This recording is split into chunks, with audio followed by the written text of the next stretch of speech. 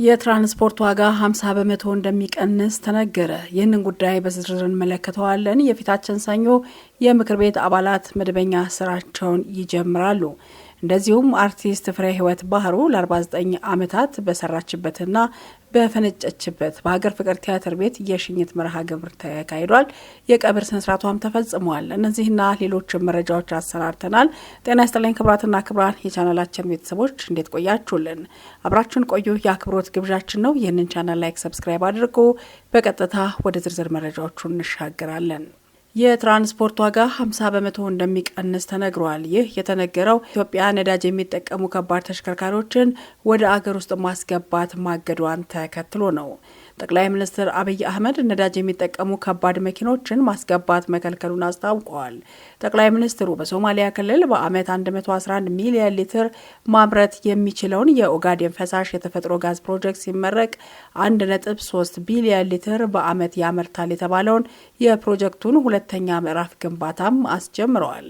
ጠቅላይ ሚኒስትሩ በፕሮጀክቱ ማብሰሪያ ስነ ስርዓት ላይ ባደረጉት ንግግር ከዚህ ቀደም በአነስተኛ ተሽከርካሪዎች ላይ ተጥሎ የነበረው እግድ በከባድ ተሽከርካሪዎች ላይ መጣሉን ገልጸዋል።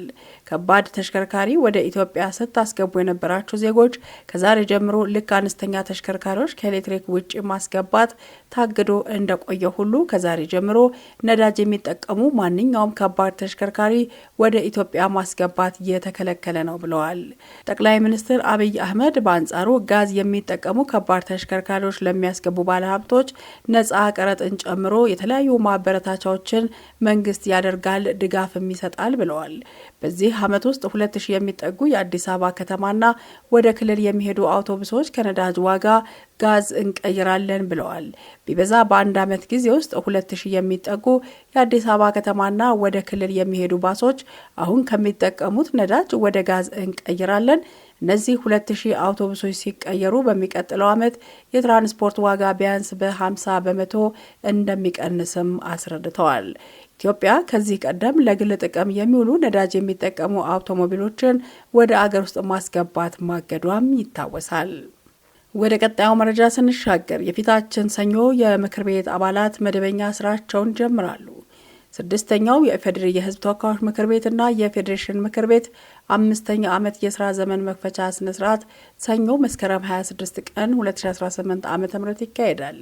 5ኛ ዓመት የስራ ዘመን የመክፈቻ ስነ ስርዓት ላይም ፕሬዝዳንት ታዬ አጽቀሥላሴ ለሁለቱ ምክር ቤቶች ዓመታዊ ስራቸውን እንደሚጀምሩ በማብሰር የፌዴራል መንግስቱን ዓመታዊ እቅድ ያቀርባሉ ተብሎም ይጠበቃል። አርቲስት ፍሬ ህይወት ባህሩ ለ49 ዓመታት በሰራችበት በሀገር ፍቅር ቲያትር ቤት የሽኝት መርሃ ግብር ተካሂዶላታል። በሽኝት መርሃ ግብሩ ላይ በርካታ እንግዶችና የሙያ ባልደረቦቿ ተገኝተው የአበባ ጉንጉን አስቀምጠዋል። በሽኝቱ ላይ ንግግር ያደረጉት አርቲስት ፋንቱ ማንደዬና አርቲስት ኪሮስ ኃይለስላሴ መልእክታቸውን ያስተላለፉ ሲሆን አርቲስት ፍሬ ህይወት ባህሩ ወዳጅ ዘመዶቿ፣ ቤተሰቦቿና እንደዚሁም የስራ ባልደረቦቿ በተገኙበት የቀብር ስነ ስርዓቷ ተፈጽሟል። የቀብር ስነ ስርዓቷን በቀጥታ እንድትከታተሉ ጋበዝናችሁ። አርቲስት ፍሬ ህይወት ባህሩ በ1953 ዓ.ም ከአቶ ባህሩ ለጋስና ከእናቷ ከወይዘሮ ውቢት በየነ በአዲስ አበባ በተለምዶ ጣሊያን ሰፈር ተብሎ የሚጠራው አካባቢ ተወለደች። እድሜዋ ለትምህርት ሲደርስም በአጋዚያንና በአረበኞች ትምህርት ቤት ተምራለች። አርቲስት ፍሬ ህይወት ባህሩ ገና በልጅነት በኪነጥበብ ባላት ፍቅር በ1969 ዓ.ም በ16 ዓመቷ በሀገር ፍቅር ቲያትር ቤት በዘመናዊ ሙዚቃ ክፍል በተወዛዋዥነት ለ3 ዓመት በኮንትራት በመቀጠር ለኪነጥበብ ስራዋ ሀብላ ጀምራለች። አርቲስት ፍሬ ህይወት ባህሩ ተፈጥሮ በለገሰቻት ተጫዋችነትና የትወና ክህሎቷን በማሳደግ በዘመናዊ ተወዛዋዥነት በተደራራቢ የተለያዩ ሙዚቃ ድራማዎች ላይ ትወናዋን በማሳየቷ አድናቆትን አግኝታለች። የሀገር ፍቅር ቲያትር ቤት ኃላፊዎችም ያላትን የትወና ብቃት በማየት በ1986 ዓ.ም የዘመናዊ ሙዚቃን በመተው በቲያትር ተዋናይነት ብቻ እንድትሰራ ተደርጓል። ከዚህ ጊዜ ጀምሮ በተለያዩ ቲያትሮች ላይ በተዋናይነትና በአስተባባሪነት ሰርታለች።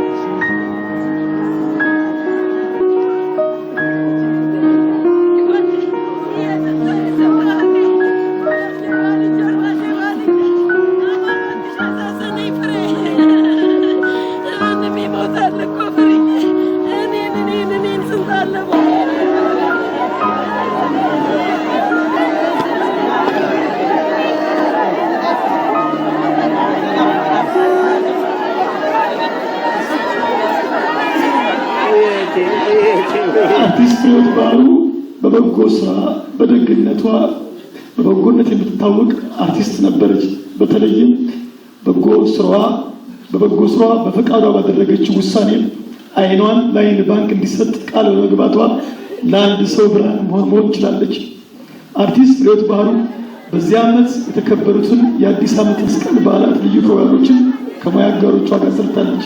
ከቤተሰቦቿ ጋር በመሆንም መስከረም 14 ቀን 2018 ዓ.ም የ65ኛ ዓመት የልደት በዓሏን በደስታ አክብራ አዲሱ ዓመትን የፈጣሪ ፈቃድ አልሆነም እንጂ የበለጠ ለመስራት ተዘጋጅታ ነበር። አርቲስት ፍሬሕይወት ባህሩ ትናንትና መስከረም 22 2018 ዓ.ም የምትወዳቸውና የሚወዷት በማቆላመጥም ፍሬቻ እያሉ በሚጠሯት የሀገር ፍቅር ቲያትር ወንድምና እህት በአክብሮት በጠሯት የሰራተኞች ሽኝት ፕሮግራም ላይ ለመገኘት ከጧቱ 3 ሰዓት ተኩል ላይ ሻወር ወስዳ ልብሷን ቀይራ እንደ ሁልጊዜው ከነሱ ጋር ልትጫወት ልትስቅ ልትደሰት ናፍቃ ልትሄድ በዝግጅት ላይ ያለች በድንገት አርፋለች።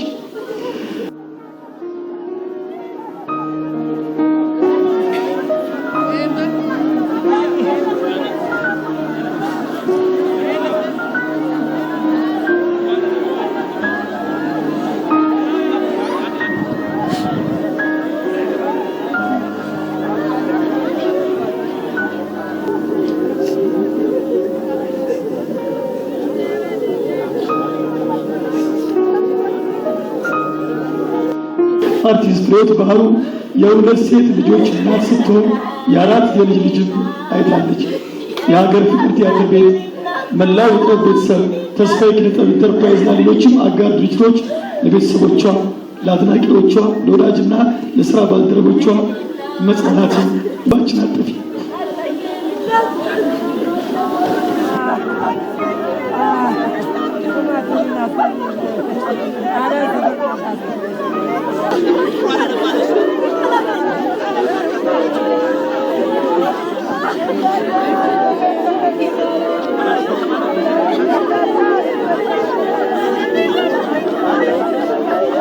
ክብራትና ክብራን የቻናላችን ቤተሰቦች ለሳቱ ያዘጋጀናቸው መረጃዎቻችን በእንዲህ መልኩ ተጠናቀቁ። ለአርቲስት ፍሬሕይወት ባህሩ ቤተሰቦች፣ ልጆች እንዲሁም ደግሞ ወዳጅ ዘመዶች ሁሉ መጽናናትን እንመኛለን። በያላችሁበት ጥሩ ጊዜ እንመኛለን። ይህንን ቻናል ላይክ፣ ሰብስክራይብ ማድረጋችሁ እንዳትዘነጉ በድጋሚ እናስታውሳለን። ቸር ይቆየን።